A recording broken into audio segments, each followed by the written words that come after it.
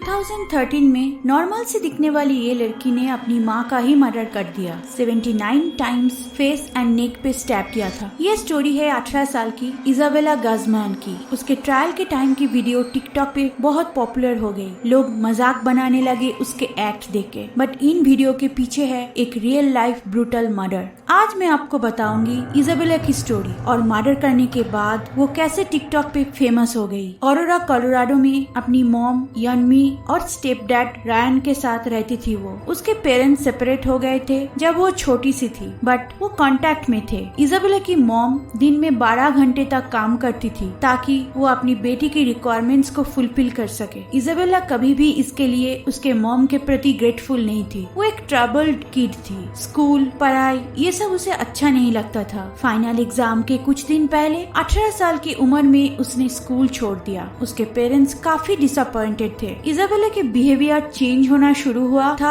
जब उसके मॉम यनमी हॉय रैन नाम के एक आदमी से दूसरी मैरिज की थी। इजाबेला अपनी माँ के ऊपर इसलिए गुस्सा थी क्योंकि उसके बायोलॉजिकल डैड को उन्होंने रिप्लेस कर दिया था। वो अपनी डैड रॉबर्ट के पास जाके रहने लगी। कुछ दिन बाद वो फिर माँ के पास वापस आ गई। उसके माँ के साथ रिलेशन और बिगड़ने लगे। एक रात दोनों में बहुत ज्यादा आर्गुमेंट हुआ। इजाबेला अपनी माँ के ऊपर बहुत चिल्लाई और उसके मुंह पे थूक दिया। उसी रात इजाबेला ने उसके माँ को एक मेल किया जिसमें लिखा था you will pay. According to Isabella उसके पेरेंट्स बचपन से ही उसे अब्यूज किया करते थे, इसलिए इजाबेला की violent behaviour day by day बढ़ने लगे। उसके पेरेंट्स पुलिस बुलाए। ऑफिसर इजाबेला और उसके मॉम दोनों से बात की और इजाबेला को समझाया कि वो अब 18 की हो गई तो उसके मॉम उसको घर से निकल भी सकती है, उसे सुधर जाना चाहिए। ऑफिसर के चले जाने के बाद उसके मॉम भी काम पे चली गई। इजाबेला उस दिन अपने रूम से नहीं निकली। शाम को अराउंड 9:30 उसके मॉम काम से वापस आई। रैन लिविंग रूम में टीवी देख रहे थे। यन्मी अपस्टेयर्स में नहाने चली गई। थोड़ी देर बाद रैन को ऊपर से चिल्लाने की आवाज आई। यन्मी हेल्प मांग रही थी। रैन ऊपर जाके देखा तो इजाबेला बाथरूम में घुस के डोर लॉक कर दिया। रैन को पता चल गया था यन्मी डेंजर में है। पुलिस को कॉल करने डाउनस्टेयर आया। वो वापस अपस्टेयर्स जाके उसने देखा बाथरूम डोर के नीचे से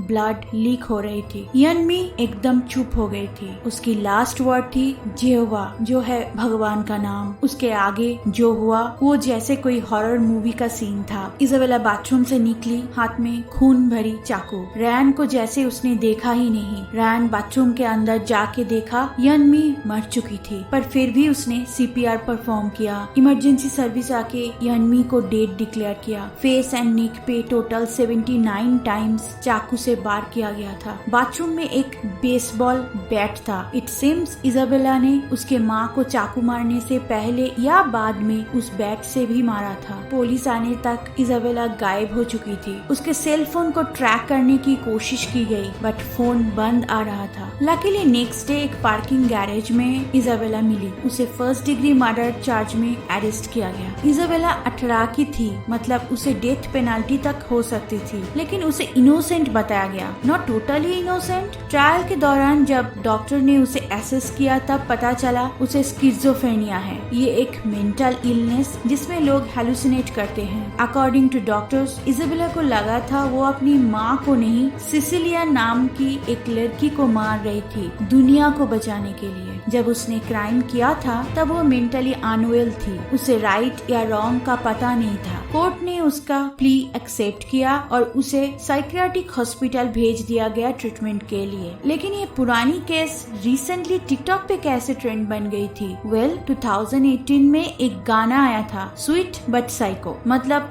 साइको होना अच्छी बात है अगर वो स्वीट है तो। ट्रायल के दौरान इजाबेला काफी स्ट्रेंज बिहेव करती थी। कभी कैमरे की तरफ देखती रहती थी तो कभी अजीब फेस बनाती थी। कोर्ट रूम में लोग उसके क्लिप बना के स्वीट बट साइको गाने के साथ वो क्लिप टिकटॉक पे डाल दिया, जो काफी वायरल हो गया। क्या आपने ये वायरल वीडियो देखा था? मुझे कमेंट करके जरूर बताना। और ऐसे ही इंटरेस्टिंग क्राइम स्टोरीज सुनने के लिए हमें सब्सक्राइब कर लीजिए।